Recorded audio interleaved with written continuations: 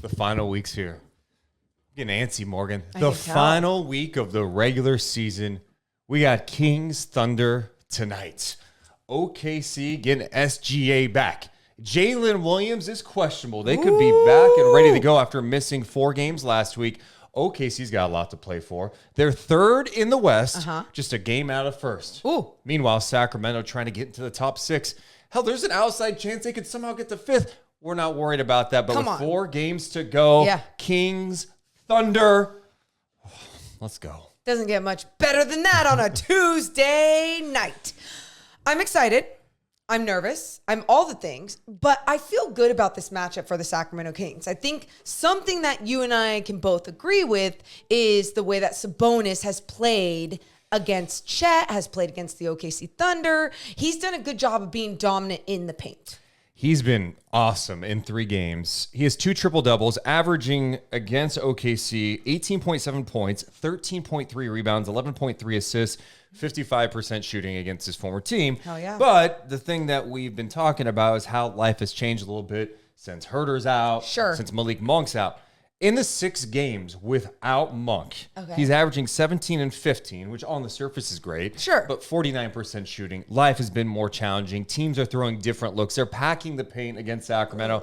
And this OKC team, for being so young, they're so disciplined. Before SGA and Jalen Williams went down, they were playing top 5 in both offense and defense. So this is a pretty damn talented team. I'm with you. If Sacramento is going to have a chance tonight, I mean, it's all hands on deck. Sabonis has to have a game. And that's where I want to start too, just really quick, going off of everything that you've been saying, because the other thing that Mike Brown was talking about the other day is how defenses are collapsing on Sabonis in the paint, and he's not being decisive enough. He needs to make sure he's making a quick decision, whether that is, hey, I am powering through this body in front of me, or 3 people collapsing on me before they even get there. When you put the ball on the ground, you know that you have a guard for a spray 3. And if you're one of these guards, you got to make sure you are visible. You got to make sure that you are relocating into a place that makes sense for Sabonis to find you.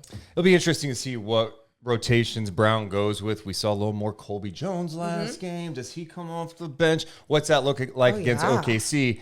But you're right. Sacramento's going to have to knock down some threes. They're going to have to play some awesome defense against a team that can space you out. They shoot the 3 well. That can kill you. And SGA is an MVP candidate. I mean, this guy's just a tough guy to defend. And you've talked about it before, the way that he seeks out fouls. Now, whether it annoys you or not, he's Are you calling him a foul merchant? No. He's really good at it. It's part of the game. Being able to manipulate a call and or to get those calls is part of being great. And that's what he does such a great job of. And by the way, he is great on top of that skill set. Okay, so I'm just adding one extra thing that we know that he's capable of doing, and that's getting to the line. That's putting someone in foul trouble. That's all in when you're already down bodies, right? So putting someone in foul trouble, stopping clock, him getting to the free throw line, you just got to make sure that you're playing him as true, as pure as you can, that the help defense is there. And if that is the case and you are making sure that you're locking him down in the paint, that you're not just allowing these wide open threes for a team that can shoot the ball. Yeah, the guy I'm looking at in this regard who may see some time on him is Keon Ellis. Yep. Keon Ellis, since he's been in the Kings starting lineup, the Kings have had a top 5 defensive rating, according to NBA.com's latest power rankings. The last 11 games, he's been in the starting lineup. Kings are top 5 in defensive rating. The one thing about him is he tends to get in foul trouble. Sure. And they need him out there in this game tonight because he's been very important to what they do. And that's where you look at where this season series has gone. The Kings have won 2 of 3. A lot of those games were early, and then you have the one Super Bowl Sunday in OKC. Fox didn't play in one of them. It's just weird. And Jalen Williams did not play well at all in the first 2 games. Killed the Kings on that Super Bowl Sunday matchup in OKC that I'm not sure many people even watched because it was Super Bowl Sunday in NorCal. We'll remind you. I don't know how much you take away from those early season matchups. The teams look completely different. OKC is more confident than ever, winning over 50-plus games. The Kings just look different with guys missing, playing guys that weren't even in the picture.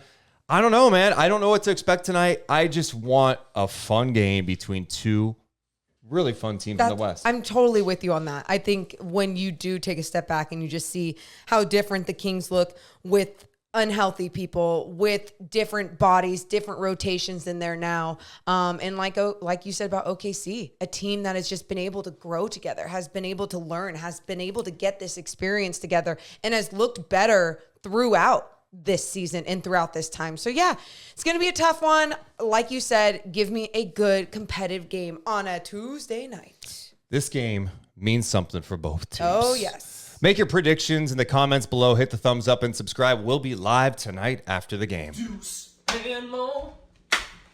Deuce and Mo. Deuce and Mo. They tell you what they know. Deuce and Mo. Deuce and Mo. Deuce and Mo. The podcast that you know.